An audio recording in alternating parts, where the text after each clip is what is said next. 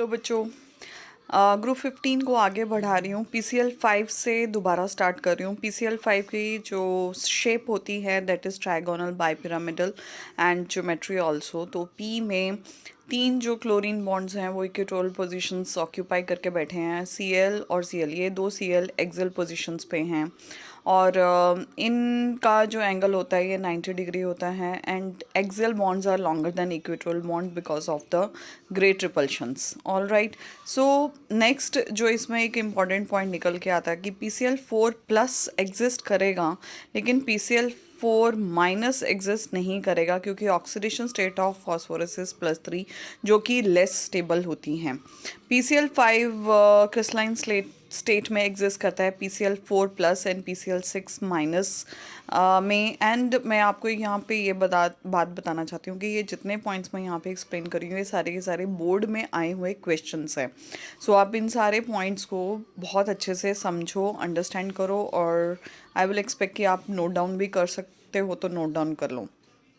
Nitric acid का जो preparation method है उसको ओसवाल्ड प्रोसेस के नाम से जानते हैं और ये रिएक्शन कैसे होती है, अमोनिया लिया जाता है, उसको जो है ऑक्सीजन के साथ रिएक्ट करवाते हैं, 500 केल्विन टेम्परेचर और 9 बार प्रेशर मेंटेन किया जाता है। प्लैटिनम रोडियम गेज के साथ उसको कैटलिस्ट का यूज़ करते हैं and we get nitric oxide.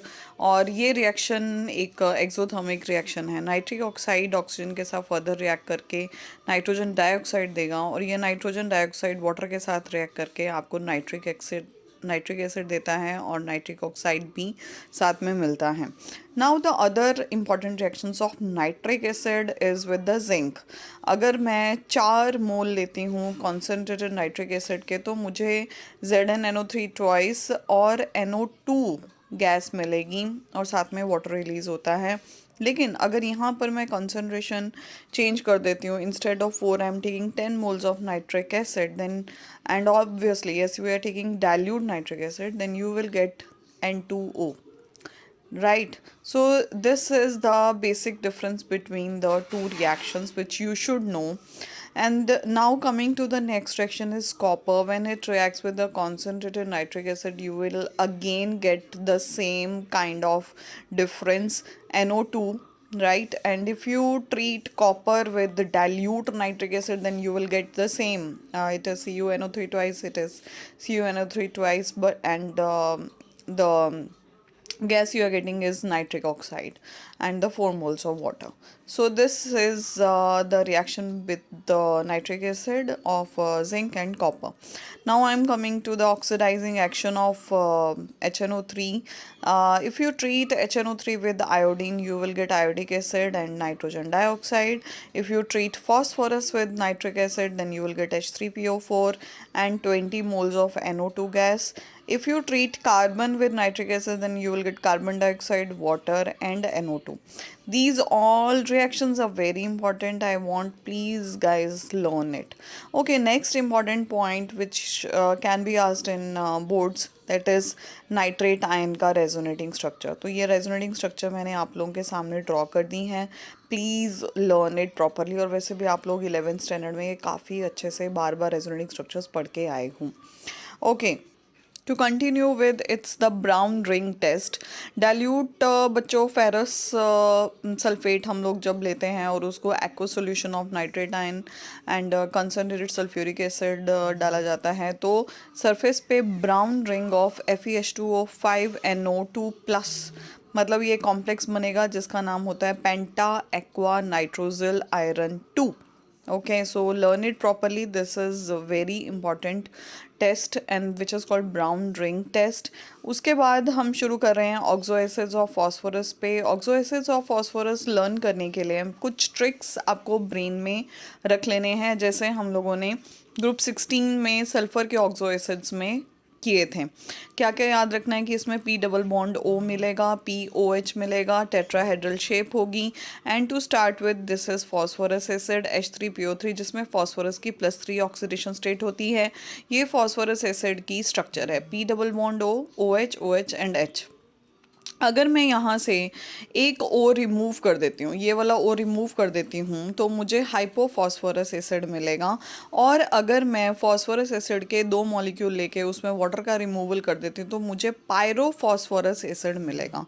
Guys please learn the structures properly and the linkages present in it, POP। Then coming to the phosphoric acid, phosphoric acid में P double bond O और 3 OH bond होते हैं। आपको board में इस हिसाब से भी क्वेश्चन पूछे जा सकते हैं कि फॉस्फोरिक एसिड में कितने OH और कितने डबल बॉन्ड PO एग्जिस्ट करते हैं। सो 3 OH bond and 1 PO single bond.